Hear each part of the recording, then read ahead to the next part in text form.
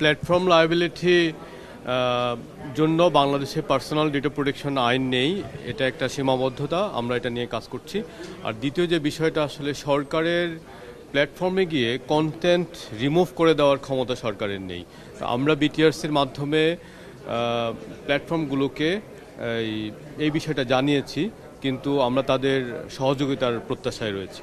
সরকার প্ল্যাটফর্মে গিয়ে content remove করে দেওয়ার ক্ষমতা রাখে না এবং সরকারের সেই মেকানিজমও নেই। আমরা যেটা করতে পারি, বাংলাদেশের আইনে প্ল্যাটফর্মগুলোকে রিকোয়েস্ট করতে পারি, যেমন মেটা এবং গুগল সহ অন্যদেরকে রিকোয়েস্ট করতে পারি যে তোমরা এই কাজটা করো, তবে তারা এটা করতে বাধ্য নয়।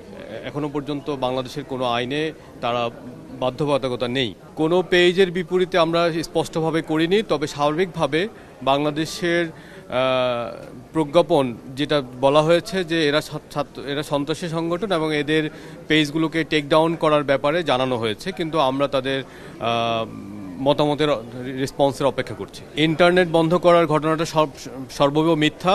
আমরা পুরো ট্রাফিক গ্রাফ তৈরি করেছি, আপনাদেরকে প্রয়োজনে সেসব ট্রাফিক গ্রাফ আমরা দেখাতে পারি। কোনো ধরনের ইন্টারনেট বন্ধ কিংবা বিঘ্নের ঘটনা ঘটেনি। আমাদের সরকারের নীতিগত সিদ্ধান্ত হচ্ছে যে কোনো পরিস্থিতিতে আমরা ইন্টারনেট শাটডাউন করব না, এবং ইন্টারনেট শাটডাউন আমাদের জুলাই স্পিরিটের বিরুদ্ধে যায় এবং একই সাথে আমাদের ব্যবসায়িক যে এনভায়রনমেন্ট, সেই এনভায়রনমেন্টকে ক্ষতিগ্রস্ত করে। সুতরাং আমরা নতুন আইন সংশোধনের কাজ করছি, সেখানে আমরা ইন্টারনেট যাতে বন্ধ না করা যায় তার সব ধরনের ব্যবস্থা রাখব।